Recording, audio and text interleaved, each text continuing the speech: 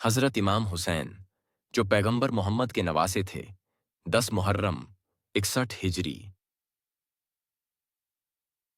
10 अक्टूबर 780 ईस्वी को इराक के करबला में शहीद हुए थे। उन्हें तत्कालीन शासक यजीद के सैनिकों ने शहीद किया था। इमाम हुसैन ने यजीद की सत्ता को स्वीकार करने से इनकार कर दिया था, जिसके कारण यह युद्ध हुआ। ब्रिटानिका के अनुसार करबला के युद्ध में इमाम हुसैन के साथ उनके परिवार के कई सदस्य और साथी भी शहीद हो गए थे। इस घटना को शिया मुसलमान मुहर्रम के पहले 10 दिनों में शोक के रूप में मनाते हैं। यह दिन ऐसिन जिसे आशुरा के नाम से भी जाना जाता है, इमाम हुसैन की शहादत की याद में मनाया जाता है। इस वीडियो में आप करबला की जंग की कहानी और इमाम हुसैन की शहादत के बारे में जान सकते हैं। इमाम हुसैन की आखिरी जंग, जिसे करबला की जंग के नाम से भी जाना जाता है, 680 ईस्वी में इराक के करबला शहर में हुई थी। यह जंग इमाम हुसैन और उनके साथियों और उमैयद खलीफा यजीद की सेना के बीच हुई थी।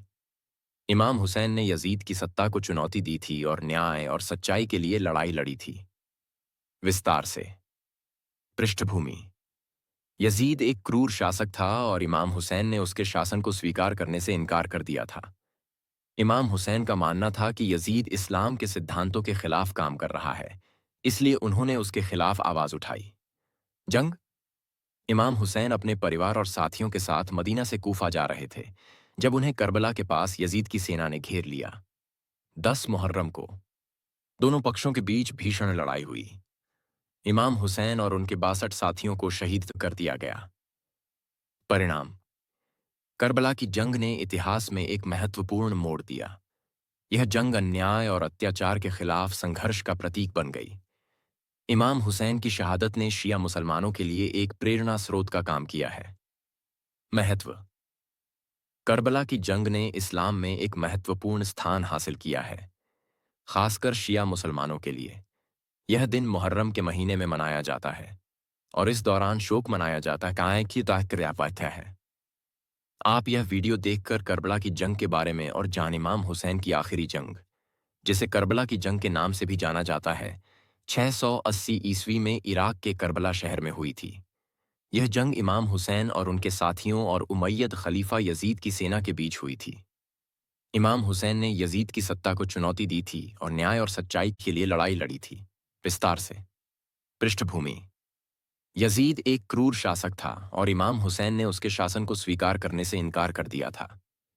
इमाम हुसैन का मानना था कि यजीद इस्लाम के सिद्धांतों के खिलाफ काम कर रहा है, इसलिए उन्होंने उसके खिलाफ आवाज उठाई। जंग। इमाम हुसैन अपने परिवार और साथियों के साथ मदीना से कूफा जा रहे थे जब उन्हें करबला के पास यजीद की सेना ने घेर लिया। 10 मुहर्रम को दोनों पक्षों के बीच भीषण लड़ाई हुई। इमाम हुसैन और उनके 62 साथियों को शहीद कर दिया गया। परिणाम। करबला की जंग ने इतिहास में एक महत्वपूर्ण मोड़ दिया। यह जंग अन्याय और अत्याचार के खिलाफ संघर्ष का प्रतीक बन गई।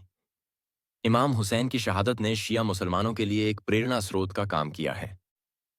महत्व।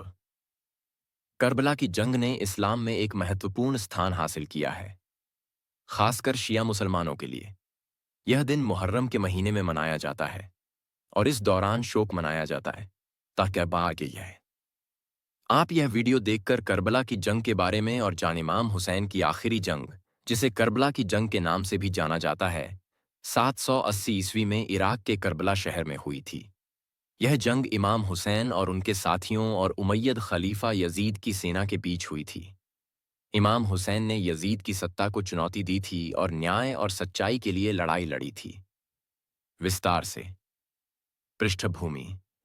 यजीद एक क्रूर शासक था और इमाम हुसैन ने उसके शासन को स्वीकार करने से इनकार कर दिया था। इमाम हुसैन का मानना था कि यजीद इस्लाम के सिद्धांतों के खिलाफ काम कर रहा है, इसलिए उन्होंने उसके खिलाफ आवाज उठाई। जंग।